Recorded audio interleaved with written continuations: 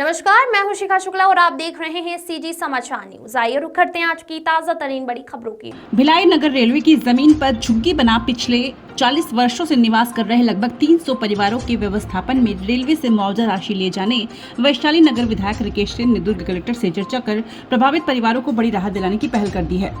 आपको बता दें कि नगर पालिका निगम भिलाई क्षेत्र अंतर्गत सेक्टर 7 भिलाई नगर रेलवे स्टेशन के पास भारत सरकार रेलवे विभाग की स्वामित्व की भूमि पर स्लम बस्ती स्थित है। यहाँ लगभग 300 परिवार निवासरत है।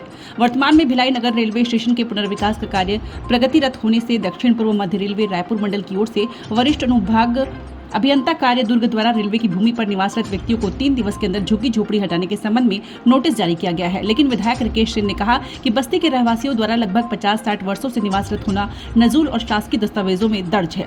रहवासियों को इन्हें मौके से हटाकर प्रधानमंत्री आवास योजना के तहत लाभान्वित करने तथा प्रधानमंत्री आवास आवंटन होने तक बेदखली की कार्रवाई पर रोक लगाने की सार्थक पहल की गई है। जिला प्रशासन से उन्होंने कहा कि प्रभावित परिवार से अधिकतम 75,000 रुपए ही लिए जाए।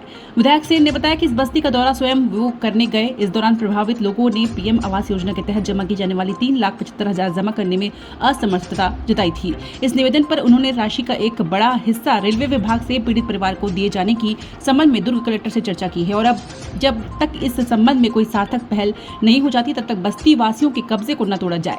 विधायक वैशाली नगर राकेश सिंह ने कहा कि अगर प्रभावित लगभग 300 परिवारों को रेलवे प्रशासन से आर्थिक सहयोग मिल जाता है तो इस राशि में अपनी व्यवस्था से राशि मिलाकर प्रधानमंत्री आवास में शिफ्ट हो सकेंगे। उनके वर्षों से इस बस्ती में रहने की वजह से अचानक हटाना मानवता के दृष्टिकोण से उचित नहीं होगा। रेलवे प्रभावितों को सहयोग करे तो वास्तविक रूप से व्यवस्थापन की प्रक्रिया अनुरूप भिलाई नगर स्टेशन के व्यवस्थित स्वरूप में प्रभावित 300 परिवार भी आसानी से सहयोगी होंगे और उन्हें वास्तविक रूप से अपने अपने सपनों का घर भी मिल सकेगा। आज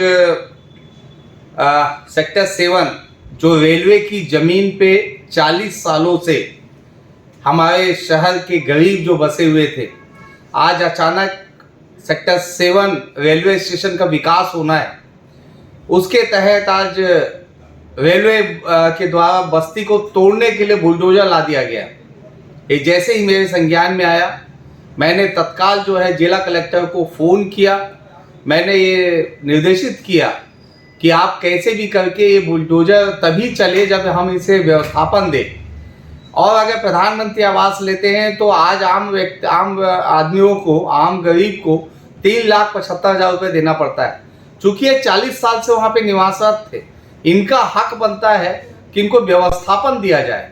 व्यवस्थापन में मैंने कलेक्टर को संज्ञान में लाने को कहा है कि 75,000 रुपये में इन्हें मकान मिले, ऐसी कोई व्यवस्था करे। उसके लिए 75,000 रुपये हितग्राही दे और बाकी का जो डिफरेंस अमाउंट है वह डिफरेंस अमाउंट रेलवे दे।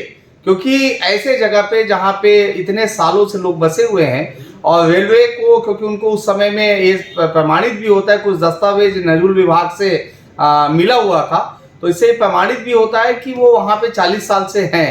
तो मैंने स्पष्ट रूप से कह दिया है कि बुलडोजर तो तभी चलेगा जब कोई वैकल्पिक व्यवस्था होगी और इसका मुआवजा जो है रेलवे को दे। गरीबों के साथ अन्याय होने नहीं देंगे। ये देश में मोदी जी की सरकार है, प्रदेश में विष्णु देसाई जी की सरकार है। हम गरीबों के साथ मजबूती के साथ खड़े हैं। आप देख रहे हैं सीजी समाचार, खबर पल पल की। चैनल को लाइक सब्सक्राइब करना ना भूलें।